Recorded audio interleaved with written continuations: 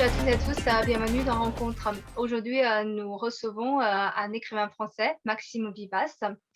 Il a publié plusieurs ouvrages sur la Chine, notamment à travers son expérience en Chine, notamment dans le Xinjiang et dans le Tibet. Bonjour, Monsieur Vivas. Bonjour. Bonjour. Ces dernières années, vous avez mené une lutte contre les désinformations sur la Chine et récemment, vous avez publié avec Aymeric Monville et Jean-Pierre Page un nouveau livre intitulé Les divagations des anti-chinois en France. Alors bonjour, Monsieur Vivas, bienvenue dans notre émission pour parler aujourd'hui de votre livre. Je vois que vous avez publié plusieurs livres auparavant sur la Chine, mais cette fois, vous avez quand même choisi un mot assez fort dans le titre, les divagations. Pourquoi choisissez-vous ce mot?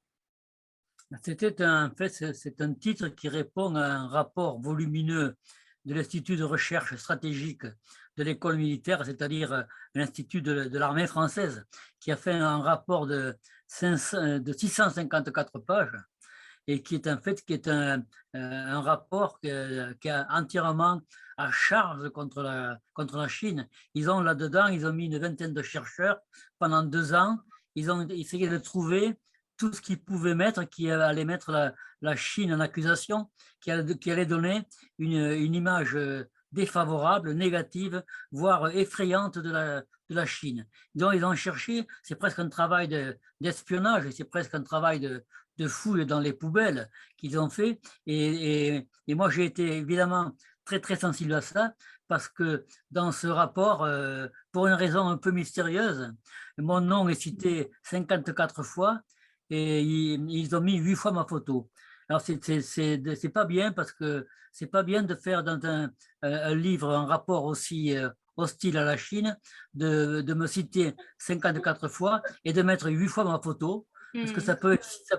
ça peut exciter des gens. Vous savez, notre philosophe Jean-Paul Sartre disait que les mots sont des pistolets chargés. Ouais. Et donc, on accuse quelqu'un, on peut armer les bras d'un imbécile, d'un fou ou d'un tueur. Hmm. Et donc ça ressemble un petit peu à ce qu'on faisait ce que faisaient les cow-boys dans les westerns avec les affiches wanted, recherché, mort ou vif. Ça ressemble à ça. Donc moi, Mais en j'étais. fait, vous dites que c'est pour des raisons mystérieuses. Donc, est-ce que vous avez pensé un peu à des raisons possibles? Qu'est-ce que vous en Oui, oui, pensez? bon. Moi, je crois que je n'ai pas l'importance en France ni dans le monde suffisante pour être cité 54 fois, alors que Trump est cité 7 fois et Biden 3 fois. Donc, si, en fait, je pense qu'ils ont voulu. Je pense que ce rapport est un rapport qui est destiné surtout à l'OTAN et au Pentagone. Il fallait donner Hmm. donc aux branches, enfin, à l'armée américaine, il fallait donner un document qui était montré comment la Chine était dangereuse et comment en France, elle avait des individus qui étaient aussi dangereux puisqu'ils soutenaient la Chine. Et pourquoi moi? Parce que j'avais écrit plusieurs livres sur la Chine. J'avais écrit le Dalai Lama Pacizen en 2011. Et puis en 2021, j'ai publié le livre Ouïghour pour en finir avec les fake news. Donc j'avais déjà publié ces 2 livres-là et j'étais un peu remarqué. Puis j'avais aussi publié beaucoup d'articles sur la Chine. Hmm. Alors je pense que les auteurs là, de ce rapport ont voulu trouver quelqu'un, ils m'ont trouvé à moi, ils ont trouvé que j'étais la bonne cible. Et après ça, ils ont fait vraiment un travail de chercheur dans les poubelles, parce qu'ils sont allés chercher dans mon passé jusque dans les années 1960. Et en fait, ils n'ont pas trouvé grand-chose. Ils ont trouvé que j'ai été syndicaliste, que j'ai été le référent littéraire d'Attaque, qui était une organisation pour la taxation des transactions financières et spéculatives. Et ils ont trouvé que j'étais un ami de la Chine. Et ils n'ont pas trouvé grand-chose de plus. Ils ont trouvé de moi une photo à Caracas où je défilais en soutien au président Hugo Chavez. Ils ont mis cette photo, là, on me voit dans la manif. Ils n'ont trouvé que ça, mais là-dessus, il n'y a rien pour moi dont je pourrais avoir honte. Ils ont fait un portrait finalement de quelqu'un qui est engagé. Mais je pense que pour des lecteurs de l'OTAN et du Pentagone, ça suffit pour montrer que je suis très très dangereux. Voilà. C'est ça. Hmm. Je pense Hmm. que voilà comment les choses là se sont faites. Et dans ce volumineux rapport, il y a des choses sur moi qui sont fausses, voilà, beaucoup qui Hmm. sont fausses. En fait, vous avez, dans ce rapport, non seulement, démontré, les désinformations sur vous, mais aussi, les désinformations, qu'ils ont fait, sur la Chine. Pour les gens qui n'ont jamais mis leurs pieds en Chine, en lisant ce rapport, ils auraient du mal à vraiment, faire, comme vous, parce que vous avez été en Chine et vous connaissez bien la Chine. Mais pour, les lecteurs de ce rapport, il suffit que ce rapport soit rédigé par une institut, de grand nom, avec les chercheurs assez renommés, pour, croire tout ce qu'ils, écrivent. Donc, comment, finalement on peut lutter contre ces désinformations alors? Alors, il y a deux réponses. La première, c'est que leur rapport, 654 pages, n'est pas en vente dans les librairies. C'est un rapport qui est fait pour les spécialistes, pour des Mmh. militaires. Voilà. Et Mmh. donc, le grand public n'a pas vu ce rapport. Mais par contre, effectivement, la presse en a parlé. Les journaux en ont parlé. Ils ont repris un Mmh. peu ce que disait, ce que disait ce rapport. Donc, c'est ça, c'est la première réponse. Comment faire? Eh ben, c'est ça. Et ensuite, l'autre réponse, c'est de faire ce qu'on a fait avec notre livre, pour lequel nous avons obtenu une préface d'un contre-amiral. C'est-à-dire, c'est l'équivalent du grade de général. Et c'est le Mmh. contre-amiral Claude Gaucheran qui a fait une préface en approuvant le contenu du livre. Et c'est très rare, en fait. Donc, c'est le seul, à ma connaissance, pour le moment, officier supérieur de l'armée, l'équivalent d'un général, qui prend position pour nos thèses et en disant qu'en fait, dans le rapport publié par l'école militaire, tout n'est pas bon. Voilà. Même tout est à peu près faux, parce qu'en fait, il y a une sinophobie, on dira, qui est quelquefois à la limite du racisme d'ailleurs. Et donc, avec un acharnement qui finit par être un peu presque comique. Voilà. On Mmh. sent bien Mmh. qu'ils Mmh. ont cherché tout ce qu'ils ont pu trouver, ils l'ont mis là-dedans, et puis c'est trop. C'est Mmh. trop, c'est mal.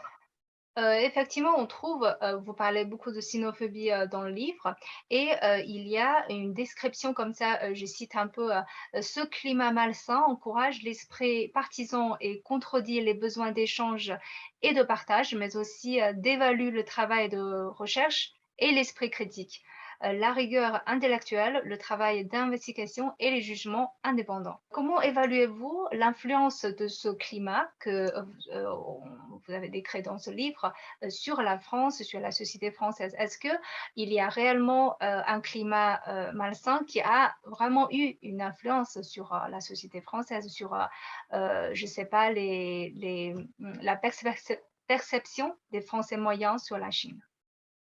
Oui, cette perception est négative, parce il y a un acharnement de nos médias est quasi unanime contre la Chine. Et donc, il faut voir que la Chine, enfin, vous le savez, est un pays très différent des autres pays du monde. André Malraux disait, il y a la Chine et puis il y a le reste du monde. Et vous avez une culture plurimillénaire qui s'est développée et qui est très différente de la nôtre. Moi bien avec comment vous mangez avec des baguettes, et puis votre écriture qui est très différente de la nôtre. Et vous avez aussi développé des concepts et une philosophie qui était à peu près inconnue en France. Et donc, ce qu'il faudrait faire, c'est avoir des échanges culturels ou philosophiques ou politiques de, euh, extérieurs à l'esprit partisan de la politique pour arriver à échanger, à mieux se faire comprendre. Et donc, mais ça ne se fait pas. Voilà, il y a comprendre la Chine telle qu'elle est, non pas à cause du Parti communiste chinois, mais telle qu'elle est, telle qu'elle était déjà avant, c'est un dialogue qui n'est pas possible chez nous. Donc, effectivement, la Chine est mystérieuse. Vous savez, il y a une expression qui dit le péril jaune. Hein, donc, Mmh. voilà, donc vous êtes dangereux. Et ça, effectivement, ça, dans la mesure où on ne voit jamais dans nos médias, dans nos journaux, où on n'entend pas à la radio, on ne voit pas à la télévision des personnes qui vont défendre la Chine ou qui vont expliquer la Chine. L'expliquer Mmh. seulement. Et il y a ceux simplement qui sont à charge. Je vais voir Mmh. une anecdote. J'ai la compagne de mon fils aîné est japonaise. Alors les Français, ils ne font pas la différence. Hein. Ah oui. Donc, Oui, c'est comme les Chinois ne font pas les différences entre les Européens parfois aussi. Voilà, c'est pareil, bien sûr. Et alors, ils sont allés en Corse, dans un atelier d'un artisan, et quand ils sont rentrés, l'artisan a fait, en pointant le doigt comme ça, dehors, à la compagne de mon fils, et il a dit, je ne veux pas de Chinois dans ma boutique. Mmh. C'est comme ça. Et mon fils, il a dit, mais pourquoi? Alors, elle a dit, mais je suis japonaise. Et mon fils, il a dit, mais pourquoi vous n'aimez pas les Chinois? Il a dit, non, moi, j'aime pas les Chinois. Et mon fils, il a dit, mais vous les connaissez tous? Il y en a 1,4 milliard. Et alors, voilà, c'est pour vous montrer un petit peu comment on peut essayer d'exclure d'un magasin quelqu'un qu'on croit être chinois. Donc, il y a toujours une certaine dose de racisme, mais qui n'est pas très, très élevée, qui n'est pas agressive, qui ne se traduit pas trop dans la rue, à part l'exemple que je vous donnais de ma belle fille qui est japonaise.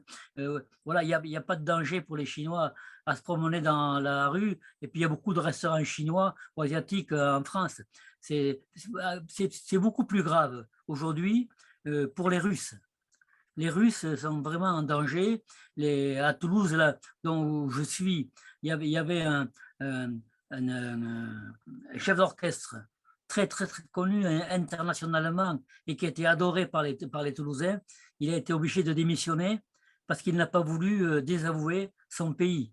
Voilà. Et donc, il y a beaucoup d'exemples comme ça où des œuvres musicales russes sont déprogrammées parce qu'il y a un racisme anti-russe, mais tout à fait effrayant. On insulte les Russes.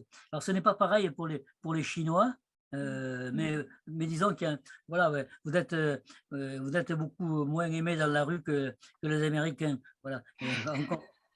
Et on comprend pourquoi. Bon, et en plus, vous êtes Non, effectivement. mais est-ce que ça veut dire que finalement, il y a un climat un peu, entre guillemets, «sinophobie» dans le média mainstream ou dans le domaine de recherche et du coup, ça a finalement, une influence sur, la perception des Français moyens?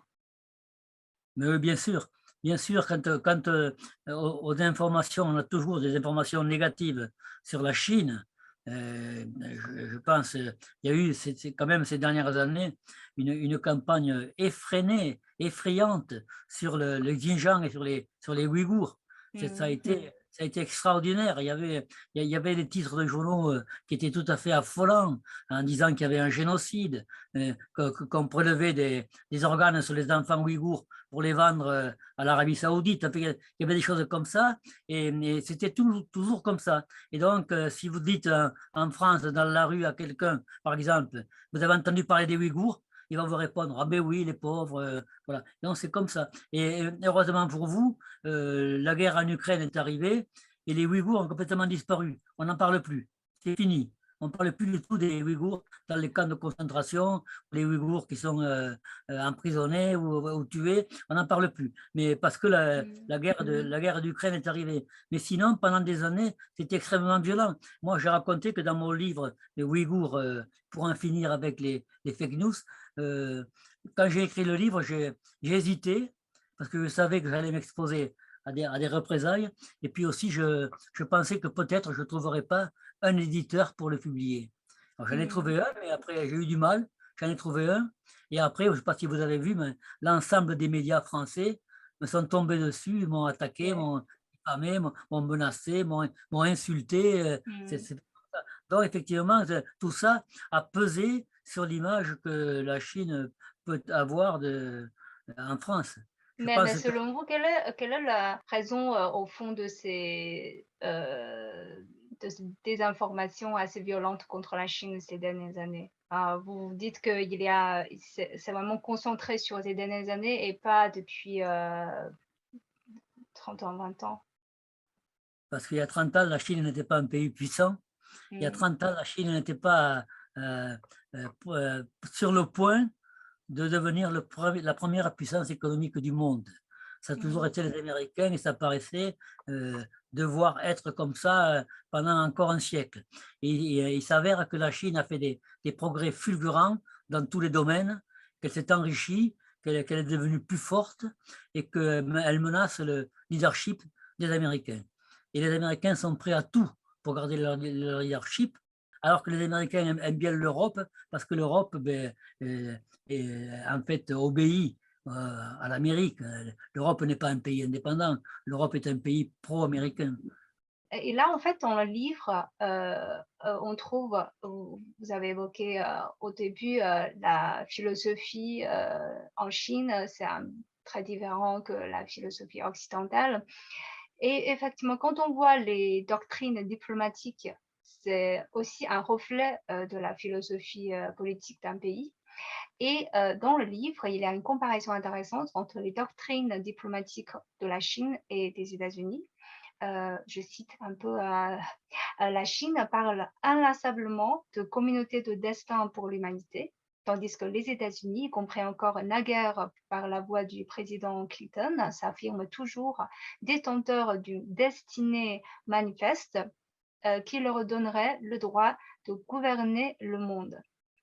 Je trouve le mot inlassablement, c'est assez intéressant parce que j'ai l'impression que cette notion a été répétée quand même beaucoup de fois par des dirigeants chinois dans les différentes occasions. Mais j'ai quand même l'impression que dans les pays occidentaux, j'ai rencontré aussi des chercheurs ou des amis et qui ont du mal en fait à comprendre cette notion de communauté de destin pour l'humanité en disant que c'est un peu, c'est très différent de leur pensée entre guillemets normale et ils ont du mal à comprendre et du coup c'est le message n'est pas vraiment très, très bien pas passé.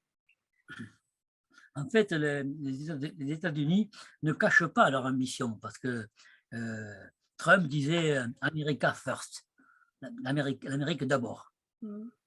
Biden, à peine a-t-il été élu, a dit les États-Unis sont prêts à diriger le monde. D'autres, peut-être Clinton, disait les États-Unis sont une nation nécessaire. Donc, en fait, ils ont une vision de la politique qui est une vision agressive. L'Amérique d'abord, l'Amérique doit gouverner le monde. Et puis après, alors de l'autre côté, il y a cette théorie qui est développée là, et qui est souvent dite par Xi Jinping, qui est une communauté des destins. C'est-à-dire, en gros, la Chine se développe, mais en même temps que le reste du monde, il y a une communauté de destins, il n'y a pas des destins qui sont opposés aux autres. Alors, c'est une position très, très, très, très intéressante parce que ça veut dire quoi? Ça veut dire que la Chine veut se développer parce qu'elle doit se développer. Elle n'a pas encore un produit intérieur brut qui est très extraordinaire par habitant. Elle peut Non. encore, voilà, hein, on dit que c'est Mmh. l'équivalent du produit intérieur brut de l'Espagne. Donc, il y a des progrès à faire dont la Chine veut se développer. Mais la Chine, elle dit qu'elle ne veut pas se développer au détriment des autres pays. Elle le dit, elle le répète. Alors, ce qui fait que les gens avec qui vous parlez ne le comprennent pas, en fait, moi je crois qu'ils le comprennent, mais ils ne veulent pas l'admettre parce que c'est une vision tellement différente de ce qu'on a toujours connu dans Ouais, c'est l'histoire. ce que j'ai l'impression, c'est qu'un développement, c'est certainement au détriment de l'autre. Voilà, donc, Il voilà, n'y a pas c'est-à-dire, d'exception. voilà, voilà, on ne peut pas le croire, on ne veut pas le croire. Mais Mmh. à mon avis, on finira par le croire. Moi, je pense notamment à la présence de la Chine en Afrique. Alors, il y a des critiques qui sont faites chez nous, beaucoup, on critique beaucoup. Mmh. Sauf que la Chine est en Afrique, elle fait des affaires en Afrique parce qu'elle a intérêt à y être et à faire des affaires, mais elle le fait sans détruire les pays, sans renverser les gouvernements. Elle fait ça avec des accords commerciaux, avec les gouvernements, avec les industriels d'Afrique, alors que les autres pays d'Europe, et nous on l'a fait, nous, la France, et puis pas que la France, l'Angleterre aussi, l'Allemagne, on y va, on envoie l'armée, nous. On a toujours envoyé l'armée, on a toujours conquis les pays. Il y a plusieurs pays d'Afrique noire qui parlent français parce qu'on les a colonisés. Et nous, notre politique, ça a toujours été ça. C'est la politique des États-Unis d'Amérique aussi. On arrive, on détruit un pays et on prend le pétrole, tout ce qu'on veut. Alors, donc, nous, on a toujours fait ça et on a du mal à admettre que d'autres font différemment. Et c'est ce que fait la Chine. La Chine, en Afrique, je ne dis pas que c'est idyllique, que c'est facile. En tout cas, ce que fait la Chine en Afrique, elle fait des opérations gagnant-gagnant, en fait.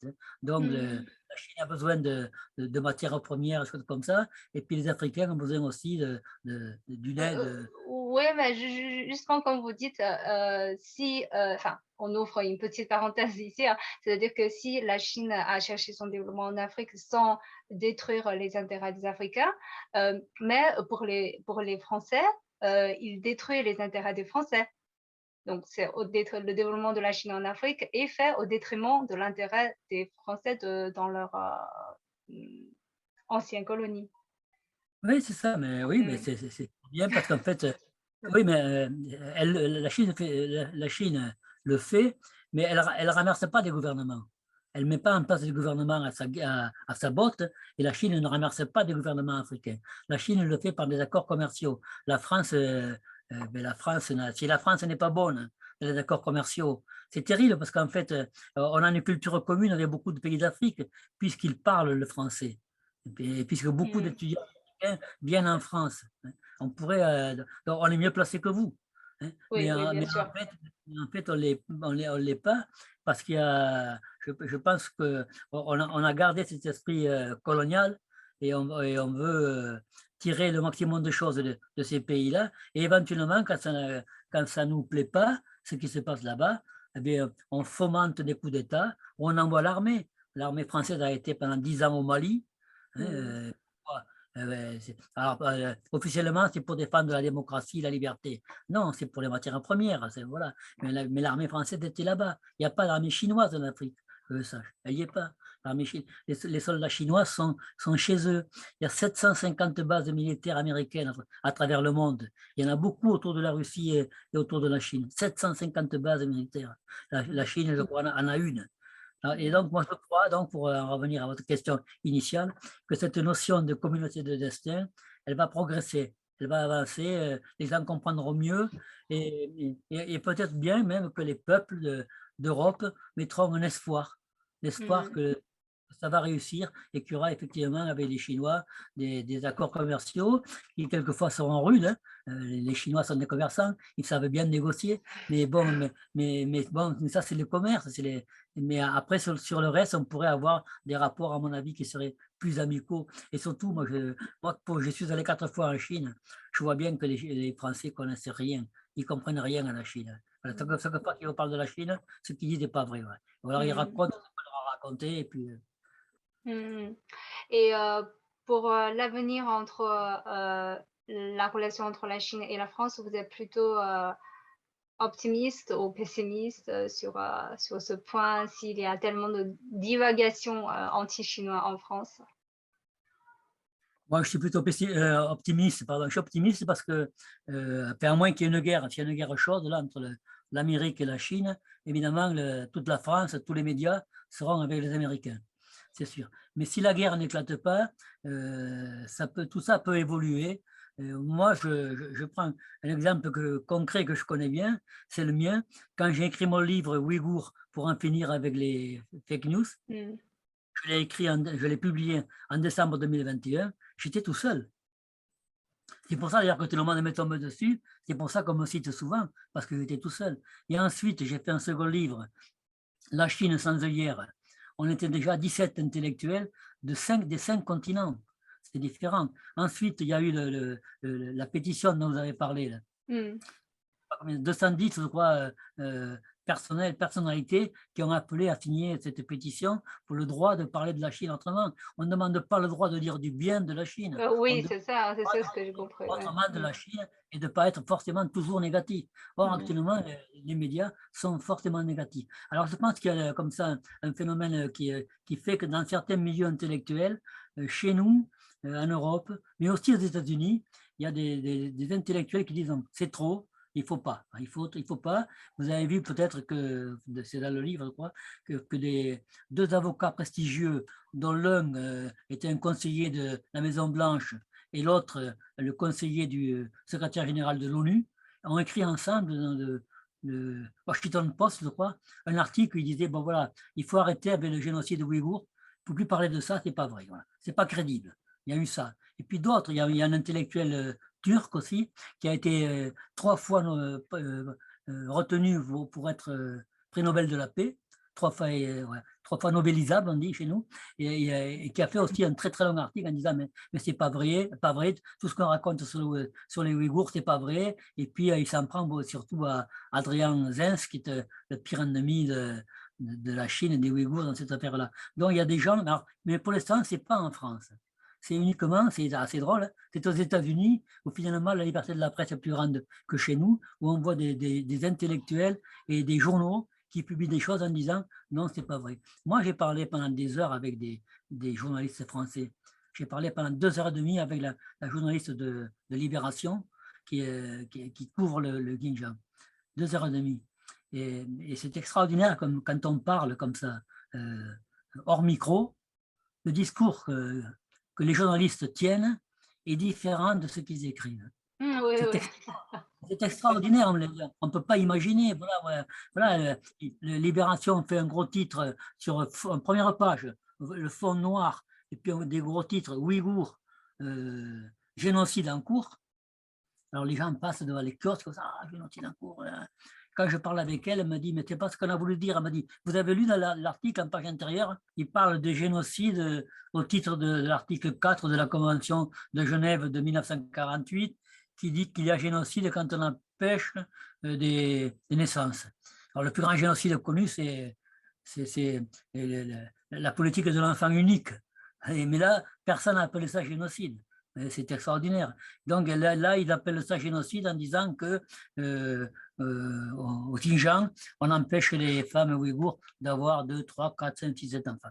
Donc c'est tout à fait différent de ce qu'ils affichent. Parce que pour nous, un génocide, c'est un acte par lequel, au bout de quelque temps, la population a diminué. Il y a eu en Europe un génocide juif. À la fin de la guerre, il y avait 6 millions de juifs en moins. Le génocide américain, quand ils ont tué les Indiens, il y a presque 10 millions d'Indiens qui ont disparu. Ça a été un génocide. Il y a eu le génocide arménien.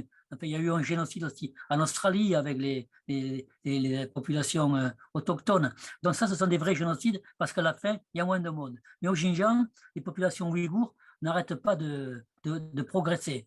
Il n'y a pas de. Voilà. Ils sont plus nombreux aujourd'hui qu'ils l'étaient il y a 4 ans, et donc la population augmente. Donc, ce n'est pas un génocide.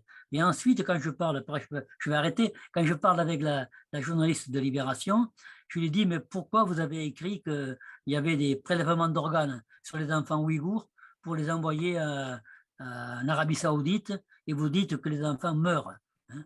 Elle me dit, mais on n'a jamais dit ça. Elle me dit, monsieur Vivas, vous parlez des choses que vous avez lues dans les réseaux sociaux qui n'ont pas été contrôlées, n'importe quoi. Alors, d'une part, ce qui est dans les réseaux sociaux et qui n'est pas vrai, les médias ne les démentent pas, ça les arrange bien. Et ensuite, je lui ai dit, mais madame, vous avez fait une page entière, une pétition, halte au prélèvement d'organes sur les enfants. Vous avez fait une page entière appelant à pétitionner. Je l'ai la page là. Alors ça, elle ne voulait plus le savoir. Voilà. Donc, et pourtant, donc maintenant, autrement dit, ils ne veulent plus qu'on parle de ça. Génocide, ils ne veulent pas qu'on en parle, ou alors un génocide différent. Je parle aussi des Ouïghours en prison. 1 million, 1,8 million, 3 millions. Elle me dit, non, non, moi, je n'ai jamais dit ça. Nous, on estime qu'ils sont peut-être 200 000. 200 000, mais ce n'est pas des camps de concentration, c'est des centres de rééducation, d'éducation. Oui, moi, ça me va très bien. C'est ce que dit le gouvernement chinois, d'ailleurs. Il dit qu'il y a des centres pour l'éducation, pour la formation, etc. Et donc, il y a comme, quand on parle comme ça entre nous, avec des journalistes hors des micros, eh bien, ils disent un peu ce que je dis, mais publiquement, ils disent des choses différentes. Et je le comprends, parce que je pense que si les journalistes disaient sur le Xinjiang, sur la Chine en général, sur la Russie et l'Ukraine, s'ils disaient la vérité, ils seraient licenciés. Ils ne pourraient pas le faire. Leur article ne passerait pas. Voilà. Ce n'est pas possible.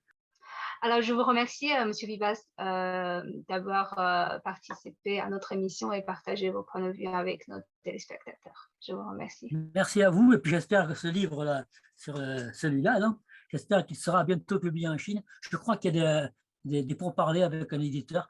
J'espère qu'il sera publié en Chine. Et ça devrait vous intéresser de voir un petit peu comment quelques intellectuels français prennent votre défense. Je vous remercie. Merci à vous et bon courage. Merci et je vous souhaite une très bonne journée.